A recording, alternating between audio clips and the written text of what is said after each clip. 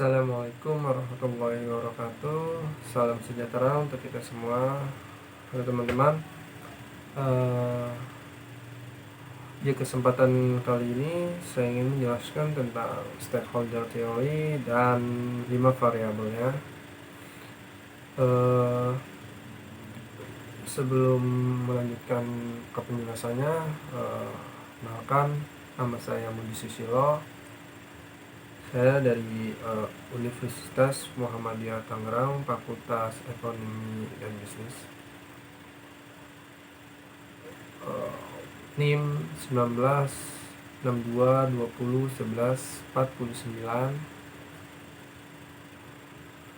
Langsung saja, apa itu stakeholder? Nah, di sini menurut Freeman dan Reed tahun 1986,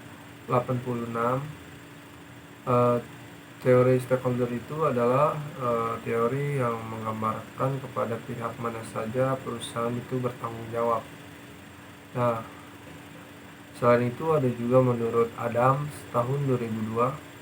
Nah, stakeholder itu merupakan semua pihak itu baik internal maupun eksternal yang mempunyai hubungan yang bersifat mempengaruhi maupun dipengaruhi, ya, bersifat langsung maupun tidak langsung oleh perusahaan.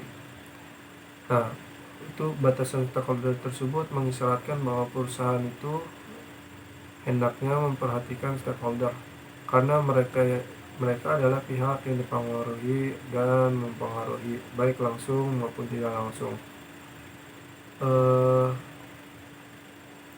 atas aktivitas serta kebijakan yang diambil oleh perusahaan. Nah, jika perusahaan tidak memperhatikan stakeholder, bukan tidak mungkin itu akan menuai protes dan dapat mengeliminasi legitimasi stakeholder. Itu teori stakeholder itu menurut Adam tahun 2002 yang baru saya jelaskan.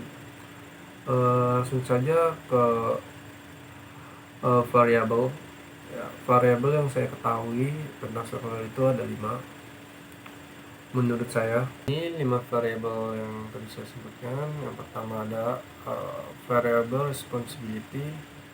Nah, di teori stakeholder ini itu juga memiliki keterkaitan dengan variable responsibility.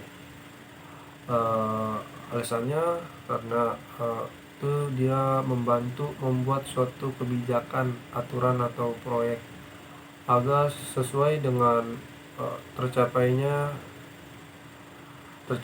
dengan arah pengembangan organisasi atau perusahaan. Nah, dalam perusahaan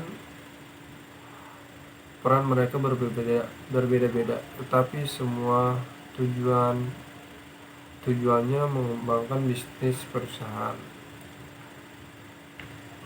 Lalu selanjutnya dari teori stakeholder itu juga ada variabel. Lalu selanjutnya dari teori stakeholder itu ada juga yang memiliki keterkaitan, yaitu variabel company policy. Nah, ini kebijakan dari perusahaan juga. Perusahaan tidak memperlihatkan stakeholder, bukan tidak mungkin akan memiliki protes dan dapat mengeliminasi legitimasi. Lalu selanjutnya dari stakeholder mempunyai keterkaitan selanjutnya. Yang mempunyai keterkaitan variabel selanjutnya adalah variabel public relation. Nah, hubungan praktek dan pengolahan informasi antara individu atau organisasi dan masyarakat. Nah, karena semakin baik penerapan publik ini membuat perusahaan tersebut untuk mencapai keuntungan dan menjalani dengan baik dengan customer, karyawan, dan lingkungannya. Lalu variabel selanjutnya yang keterkaitannya dengan stakeholder theory ada variable relation without seeder. Nah, hubungan dengan pihak luar, ya. Nah, itu karena hubungan ini perusahaan itu hanya bersifat pendek dan sebatas hubungan eh, transaksional saja. Dengan stakeholder theory ada variable relation without seeder. Nah, hubungan dengan pihak luar ya.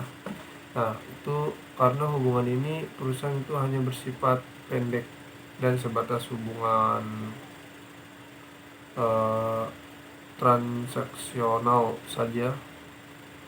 eh, tanpa ada kerjasama untuk menciptakan kemanfaatan bersama. Nah, alasan dari variabel ini, pendekatan yang manual banyak konflik bagi perusahaan dikarenakan secara tidak langsung memisahkan diri dan para stakeholder, baik yang berasal dari luar maupun dalam. Nah, lalu selanjutnya variabel selanjutnya yang mempunyai keterkaitan dengan stakeholder yaitu variable planning business. Nah, alasannya itu karena dalam mengembangkan stakeholder ini itu menggunakan model pemasaran bisnis yang mengembangkan dan mengevaluasi persetujuan keputusan strategi dengan kelompok-kelompok yang didukung perlukan untuk keberlangsungan usaha perusahaan. Nah, mungkin itu saja sih yang bisa saya jelaskan tentang teori stakeholder.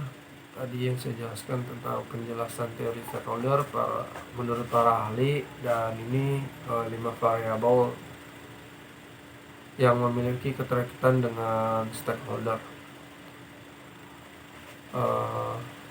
Terima kasih buat semuanya yang telah menonton video ini. Mudah-mudahan apa yang Anda tonton di video ini bisa menambah ilmu dan wawasan Anda.